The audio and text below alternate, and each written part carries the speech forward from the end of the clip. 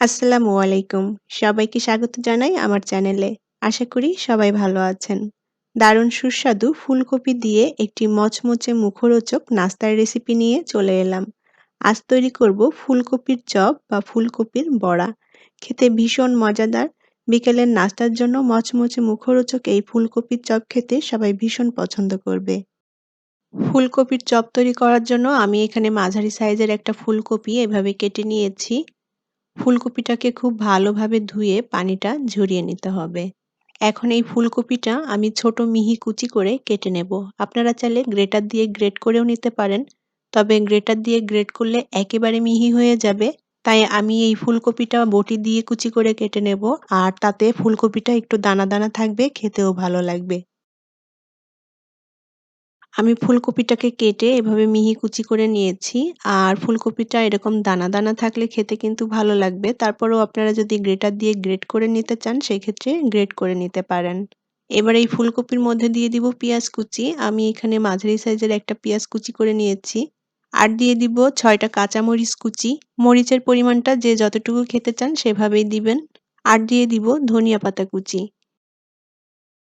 Half চা চামচ দিয়ে দিব ধনিয়া গুঁড়া। হাফ চা চামচ দিব ভাজা জিরা গুঁড়া। আর ১ চা চামচ দিয়ে দিব ভাজা মসলার গুঁড়া। সামান্য পরিমাণ হলুদ দিয়ে দিব। আর দিয়ে দিব স্বাদমতো লবণ। আর এখানে সব মসলার পরিমাণটা টোটালি আপনাদের টেস্টের উপর নির্ভর করে কমিয়ে বাড়িয়ে দিতে পারেন। আমি বাটিতে একটা ডিম ভেঙে রেখেছিলাম। এখন এই ডিমটা ফুলকপির মধ্যে দিয়ে দিব। আর এই ফুলকপির চপের মধ্যে ডিম দিলে খেতে আরো বেশি সুস্বাদু হবে। এবার এর মধ্যে দিয়ে দিব ২ টেবিল চামচ পরিমাণ চালের গুঁড়া। আর এই ফুলকপির চপ বা বড়াটা একটু মচমচে হলে খেতেও ভালো লাগবে। চামচ দিয়ে ফুলকপির সাথে সবকিছু খুব ভালোভাবে মিশিয়ে নেব।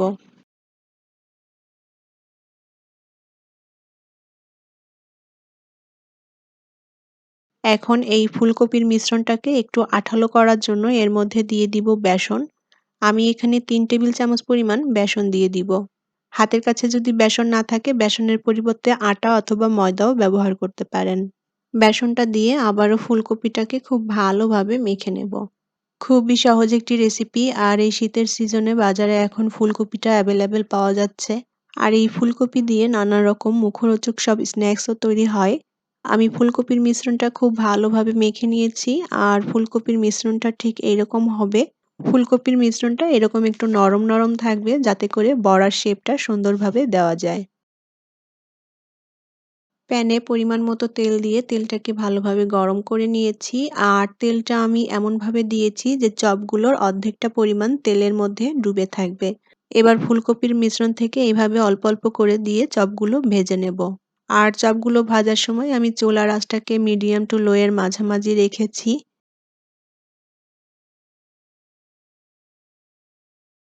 চপগুলোর এক পাশটা ভাজা হয়ে গেলে এখন এগুলোকে উল্টে দিতে হবে। চপগুলোকে আমি সুন্দর একটা গোল্ডেন কালার করে ভেজে নেব। আর চপগুলো ভাজতে ৩ থেকে ৪ মিনিট সময় লাগতে পারে। অল্প আঁচে আমি খুব ভালোভাবে এপিঠ-ওপিঠ উল্টে দিয়ে চপগুলোকে সুন্দর একটা গোল্ডেন কালার করে ভেজে নেব। আমার ফুলকপির চপগুলো সুন্দর একটা গোল্ডেন কালার করে ভেজে নিয়েছি। আমি রংটা এরকমই রাখবো। আপনারা চাইলে এর থেকে আরেকটু ডিপ কালার করে ভেজে নিতে পারেন। চপগুলো ভাজা হয়ে গিয়েছে, এখন তেল থেকে তুলে নিব। দারুণ সুস্বাদু ফুলকপির এই চপ বা বড়াগুলো টমেটো সস দিয়ে গরম গরম খেতে খুবই ভালো লাগবে। আর এই ফুলকপির চপটা বানানোও খুবই সহজ। ঘরে থাকা কিছু অল্প উপকরণ দিয়ে ঝটপট করে এই ফুলকপির চপ বা বড়াগুলো তৈরি করে নিতে পারেন। বিকেলে চায়ের আড্ডায় ঝটপট করে বানিয়ে এই ফুলকপির চপগুলো পরিবেশন করতে পারেন। সবাই খেতে ভীষণ পছন্দ করবে। আশা করি আমার আজকের ফুলকপির চপের রেসিপিটি আপনাদের ভালো লেগেছে। আর আমার রেসিপিগুলো যদি আপনাদের ভালো লেগে থাকে তাহলে অবশ্যই আমার চ্যানেলটি সাবস্ক্রাইব করে আমার সাথে থাকবেন, যেন আরো ভালো ভালো রেসিপি আপনাদের সাথে শেয়ার করতে পারি। অনেক অনেক ভালো থাকবেন সবাই। আজকের মতো বিদায় নিচ্ছি। আল্লাহ হাফেজ।